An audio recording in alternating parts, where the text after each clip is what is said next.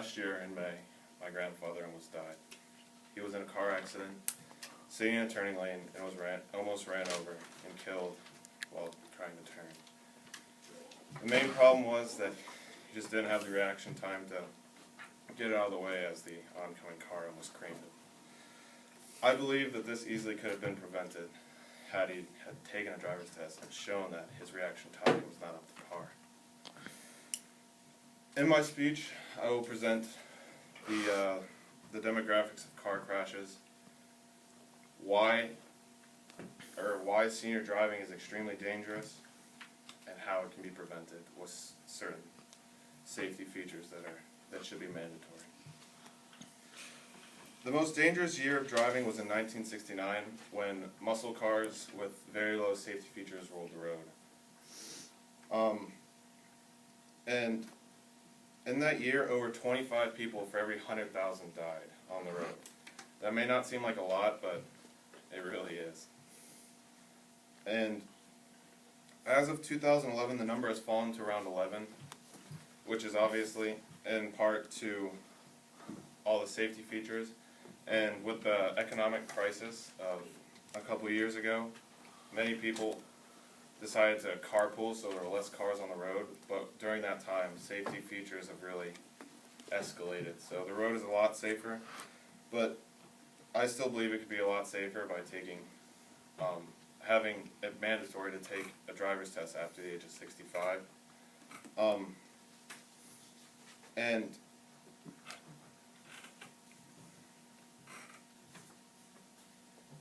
yeah, the recent economic crisis, like I said, it kind of helped in a way because less people were on the road and people were carpooling, so the road was a lot safer. And I believe that, like I said, even though only 11 people per every 100,000 died on the road, I believe that number is still way too high. And in an article by the USAA titled "Driving in Fits and Starts," it also talked about how senior driving is just behind new drivers, like teen drivers, in the amount of car crashes. And once you hit 77, the insurance companies jack up your rates to what it would be like if you were just a new driver. So financial companies realize that there's obviously a risk, so I think we should realize that too. One of the main problems that elderly driving is in an article that was written that is titled "As We Age, Loss of Brain Connections Slows Our Reaction" by Dr. John Grovel. He says, as we age, connections break down, slowing up physical response times. And according to a study by the University of Michigan, older adults have excessive crosstalk. In crosstalk, there's a part of your brain called the corpus callosum, which it bridges thoughts together, so it can either be bridge where both sides need to talk to function, or it can be a dam and kind of keep one side of the brain thinking of that certain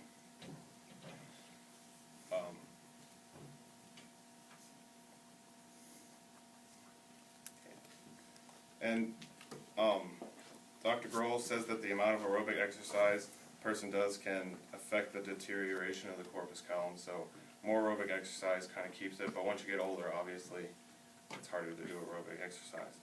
And it is proven that crosstalk increases with age. And Rachel Seidler says in the same article, when both sides of the brain talk simultaneously, when only one side of the body tries to move, confusion and slow responses result.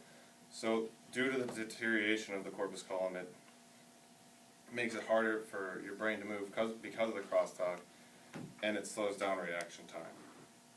And when a person gets older, the crosstalk can happen even when a person is at rest. And younger people, it might only happen when they're trying to do a bunch of complex tasks, but as you get older, it deteriorates. The dam part of the corpus callosum deteriorates, and that's how the crosstalk happens. And in the same article, it says that an older a person gets, the more the crosstalk begins to show. And it really affects one-sided motor skills.